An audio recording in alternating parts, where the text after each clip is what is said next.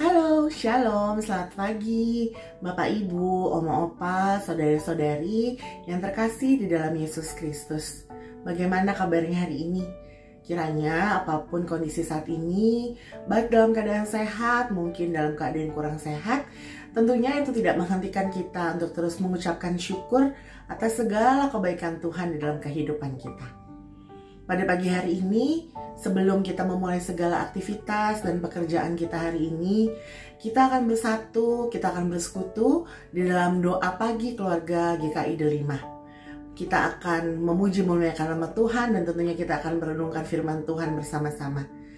Dan sebelum kita memulai ibadah kita pada pagi hari ini, mari kita bersatu hati, kita ambil waktu sejenak untuk bersaat teduh.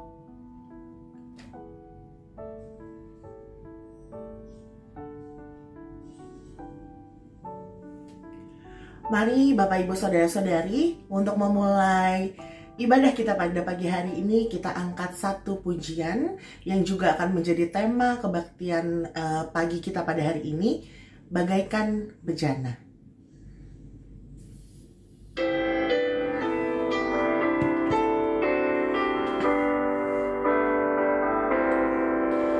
Bagaikan bejana siap dibentuk, demikian hidupku di tanganmu.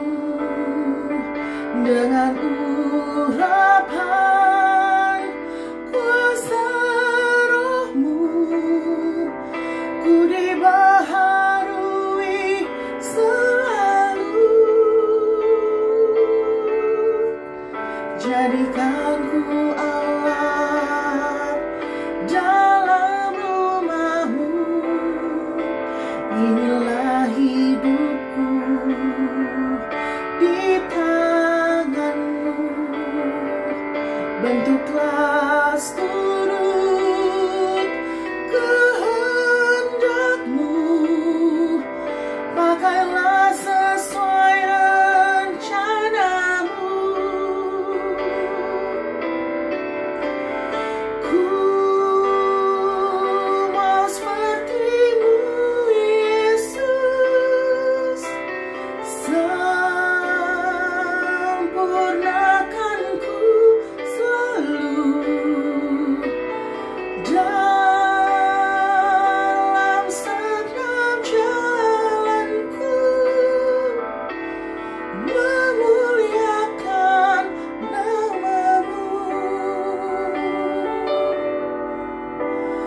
memuliakan namamu.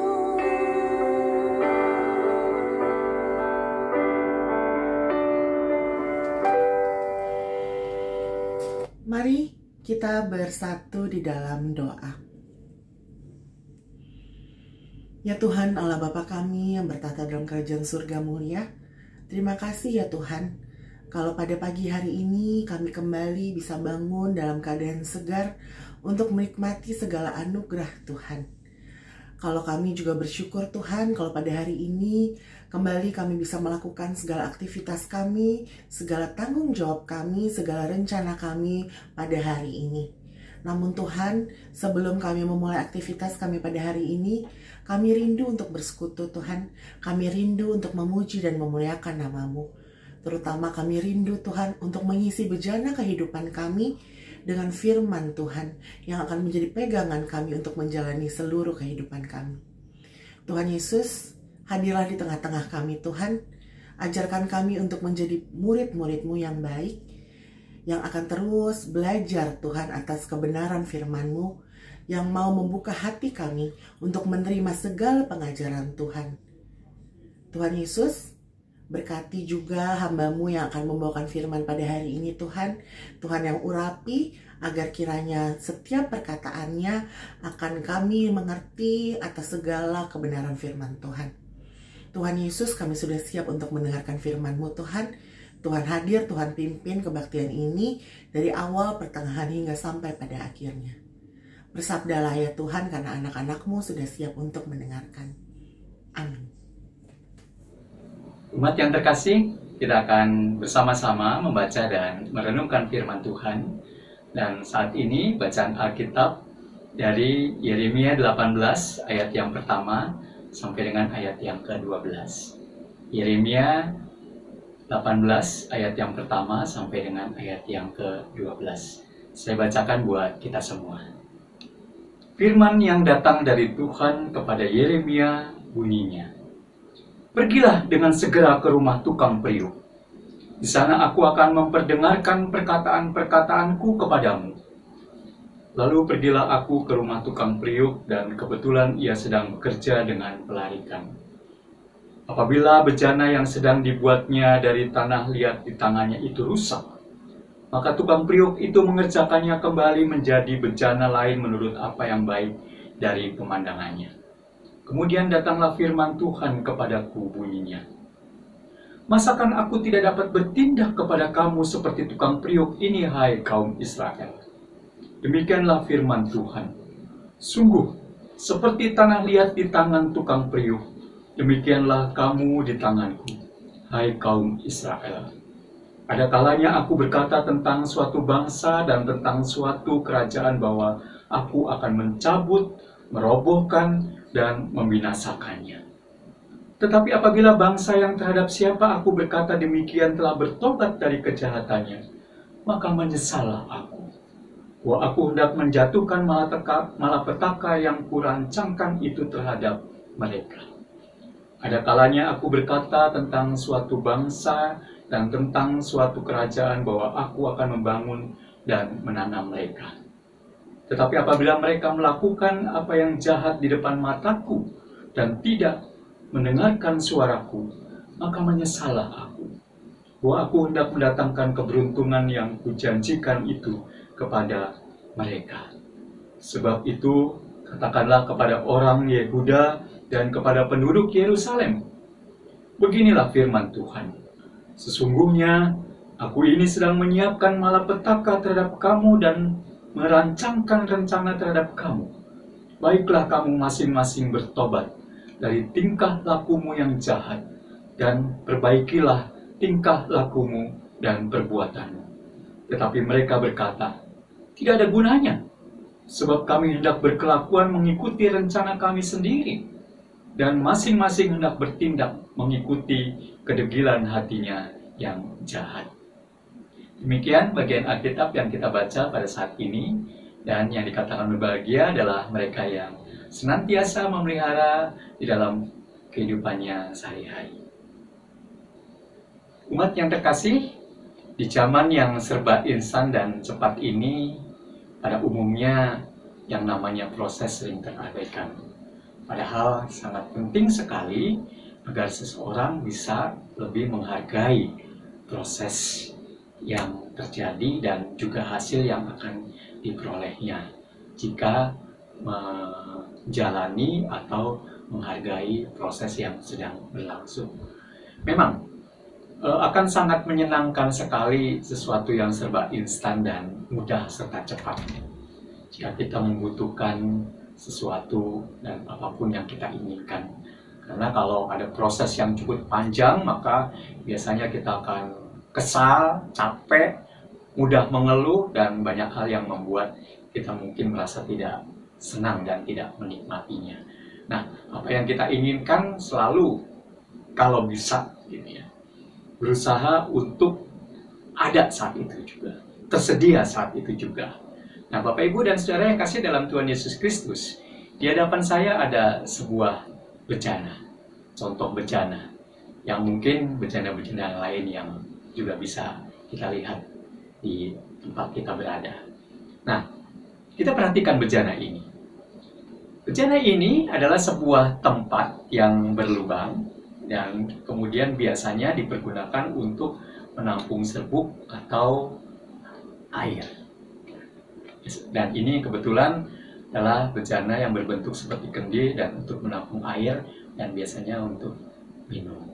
Nah, Bapak Ibu dan Saudara yang kasih dalam Tuhan Yesus Kristus, terjadinya bencana seperti ini, kita tahu bahwa ini berasal dari tanah liat yang barangkali memang tidak diperhatikan, tidak berguna. tetapi kemudian menjadi berguna, menjadi begitu indah, menjadi bagus, dan menjadi berbentuk seperti ini, karena dibuat oleh seorang tukang priuk atau tukang pembuat bejana, atau pengrajin dari tanah liat. Dia dibentuk sedemikian rupa dengan keterampilan tangannya, dan membutuhkan waktu yang tidak sebentar. Bahkan juga ketika di dalam pembentukannya masih ada yang dianggapnya tidak sesuai dengan pemandangannya, maka dia akan mencoba untuk merubahnya, menghancurkan kembali, lalu membentuknya kembali sedemikian rupa sampai si tukang priuk atau tukang bejana ini mendapatkan hasil yang betul-betul sempurna dan indah menurut pandangan dia. Bahkan kemudian ketika dia sudah melihat hasil yang tercipta karena buatannya, prosesnya belum berhenti sampai di situ saja.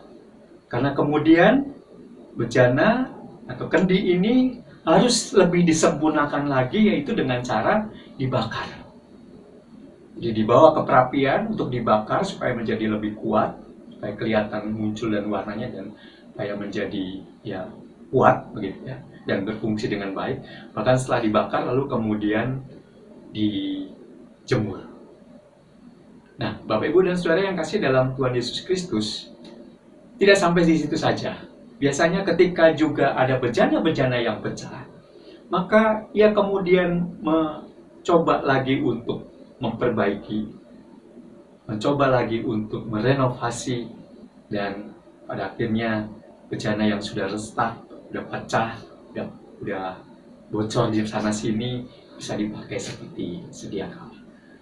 Nah, Bapak Ibu yang kasih dalam Tuhan Yesus Kristus, bacaan kita saat ini mengisahkan bagaimana Allah menyuruh Yeremia untuk pergi ke rumah tukang priuk, dan di sana ia atau Allah akan memperdengarkan perkataan-perkataannya, dan Yeremia pergi karena taat. Nah, di sana Yeremia melihat dan memperhatikan proses bagaimana tukang priuk membuat bejana dari tanah liat menjadi bejana yang sempurna menurut pemandangan si tukang priuk. Nah, Bapak Ibu dan Saudara yang kasih dalam Tuhan Yesus Kristus, sebenarnya perintah Allah kepada Yeremia untuk pergi ke tukang priuk bukan semata-mata hanya untuk memperhatikan saja, tetapi di sini sebenarnya Allah ingin menyampaikan pesan kepada bangsa Israel pada waktu itu yang selalu memberontak dan tidak mau menyerahkan diri kepada pembentukan Tuhan. Mereka melawan dan mengeraskan hati. Mereka sebagai ciptaan Allah adalah sesuatu yang dianggap oleh Allah sudah rusak. Maka kemudian ia menyampaikan kepada Yeremia bahwa Allah akan mengajak mereka untuk kembali datang kepada sang tukang priuk, yaitu Allah sendiri, dan akan memperbaiki kehidupan umat Allah pada waktu itu, bangsa Israel pada waktu itu menjadi umat ciptaannya yang sempurna. Bapak Ibu dan Saudara yang kasih dalam Tuhan Yesus Kristus, jika umat benar-benar mau menyerahkan diri sepenuhnya kepada Dia, kepada Allah, maka Allah akan betul-betul membetulkan bejana hidup yang sudah rusak, sudah retak. Kalau bahasa Jawa itu gempil gitu ya, bahkan remuk berkeping-keping, dan Dia akan memperbaikinya dan meleburnya menjadi adonan yang baru, jadi bahan yang baru untuk siap dibentuk kembali menjadi bejana yang indah dan sedap dipandang mata, tetapi selain itu juga akan lebih bermanfaat lagi dari sebelumnya. Nah, apa yang dilakukan oleh Allah ini menggambarkan bahwa Allah adalah sebagai tukang priuk yang juga untuk menunjukkan kesabarannya dalam menghadapi atau mengembalakan umatnya yang degil hati tersebut, yang maunya sendiri, yang menentang Allah. Umat yang sudah rusak, pecah, bahkan remuk, dan sudah tidak terpakai lagi, tidak dibuangnya, tapi diperbaiki dan dibentuk sedemikian rupa untuk menjadi pulih kembali. Nah, Bapak Ibu dan Saudara yang kasih dalam Tuhan Yesus Kristus, situasi yang sedang kita hadapi saat ini dengan berbagai kesulitan-kesulitan yang kita alami, termasuk duka, kehilangan, mungkin sebenarnya akan menjadi kesempatan yang indah untuk kita introspeksi bagi bencana kehidupan kita. Adakah retak-retak di sana sini membuat bejana hidup kita menjadi bocor dan tidak berfungsi dengan baik? Pikiran-pikiran negatif kita, bahkan mungkin juga tindakan-tindakan kita yang membuat bejana kehidupan kita menjadi retak dan bocor di sana sini. Dan pada saat itu kita tidak menyadari kondisi yang terjadi karena dalam kondisi yang normal dan merasa bahwa tidak ada yang salah dan kurang dari bejana hidup kita. Kesetiaan, ketaatan, penyerahan diri, bahkan kerendahan hati kita kepada Tuhan tanpa kita sadari sudah mulai pudar di dalam hidup kita selama ini. Karena itu mungkin di masa yang sulit seperti sekarang ini malah mau mengajak kepada kita untuk kembali melihat ke dalam kehidupan kita, bejana kehidupan kita. Tidakkah kita sadari bahwa sesungguhnya ada hal-hal yang harus diperbaiki, yaitu ketika kita harus menyerahkan dan membiarkan untuk saat ini datang kepada Tuhan, dan Tuhan sendiri akan memperbaiki bejana kehidupan kita. Yang dibutuhkan adalah kerendahan hati, percaya dan penyerahan diri kepada Tuhan, dan saatnya Dia akan membentuk kembali hidup kita, diri kita, dan bejana kehidupan kita menjadi sesuatu yang indah, menjadi sesuatu yang sempurna, dan menjadi sesuatu yang sangat berguna, bukan hanya untuk diri kita sendiri, tetapi juga untuk orang lain. Biarlah Tuhan sendiri yang berkarya, melindungi, memberkati, menyertai kehidupan kita dan bejana kehidupan kita. Tuhan berkati kita semua. Amin.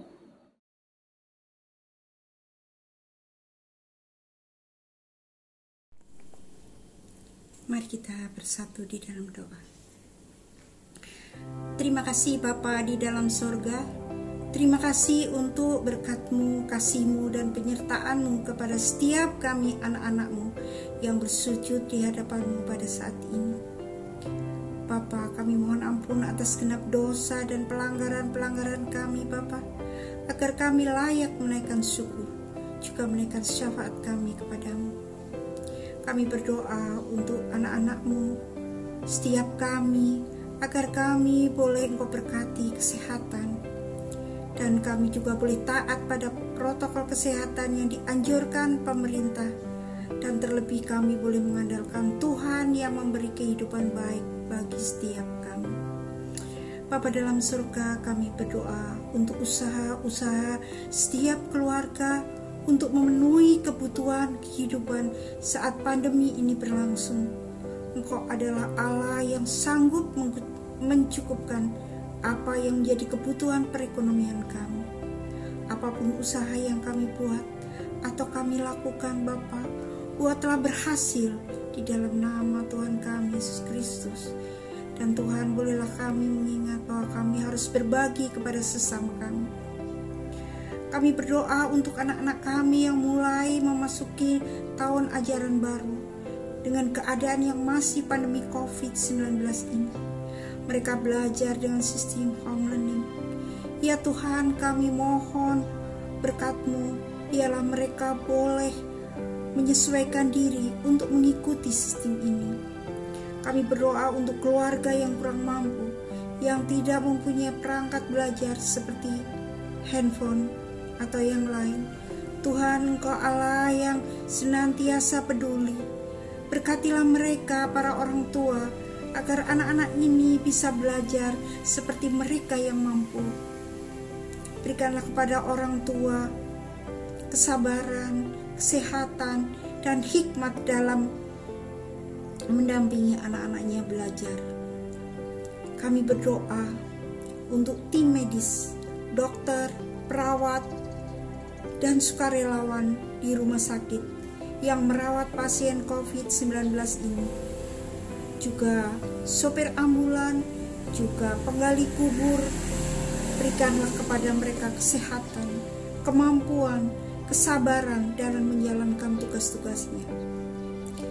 Tuhan, kiranya Engkau juga memberkati para ilmuwan, orang-orang cerdik, pandai, di Indonesia, terlebih di dunia ini ya Bapa, untuk segera menemukan vaksin COVID-19 ini. Berikanlah hikmat kepada mereka ya Tuhan dalam penelitiannya. Tuhan Bapa di dalam surga, kami bawa bangsa dan negara kami ke dalam tangan-Mu yang Maha Kudus. Ya Tuhan, kami tahu Engkau Allah yang mengasihi bangsa kami. Bangsa ini ada dalam rencana-Mu. Tuhan, turunkanlah belas kasih-Mu atas bangsa kami. Kami perkatakan terus damai sejahtera atas bangsa kami.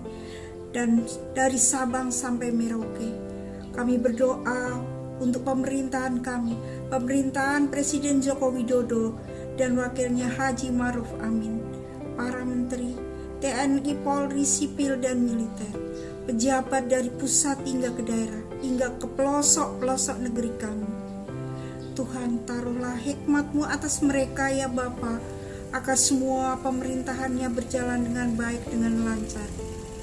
Tuhan, kiranya Engkau juga memberkati anak-anak Tuhan yang pada hari ini menduduki posisi-posisi penting di pemerintahan ini. Tuhan juga akan menaruh hikmat-Mu atas mereka, sehingga setiap keputusan dan kebijakan yang diambilnya seturut dengan kehendak Tuhan. Mereka boleh ada dan berdiri sebagai anak-anak Tuhan yang mampu menyatakan kebenaran. Bapa dalam surga, kami juga berdoa untuk anak-anak-Mu yang pada saat ini ada dalam kelemahan tubuh. Kiranya Engkau kuatkan dan sembuhkan mereka. Untuk kami yang ada dalam pergumulan kesedihan, kiranya Roh Kudus yang mampukan kami untuk tegar dan kuat. Tuhan, terima kasih untuk setiap perkara yang Engkau berikan kepada kami. Baik tidak baik keadaan kami akan tetap bersyukur. Engkau Allah kami yang maha baik. Inilah doa permohonan kami ya Bapa. Kami juga berdoa seperti yang Tuhan ajarkan kepada kami. Doa Bapa kami.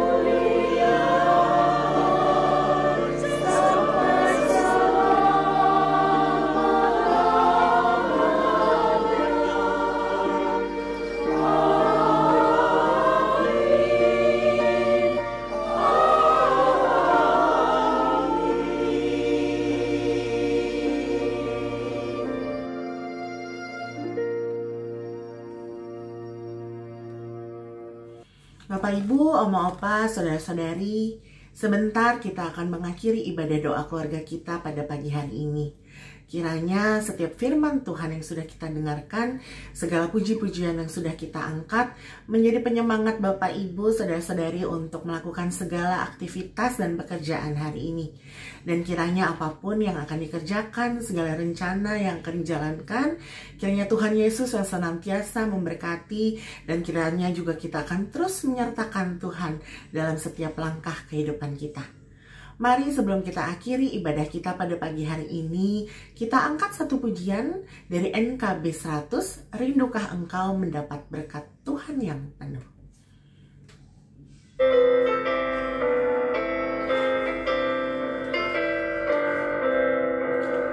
Rindukah engkau mendapat berkat Tuhan yang penuh di seluruh hidupmu?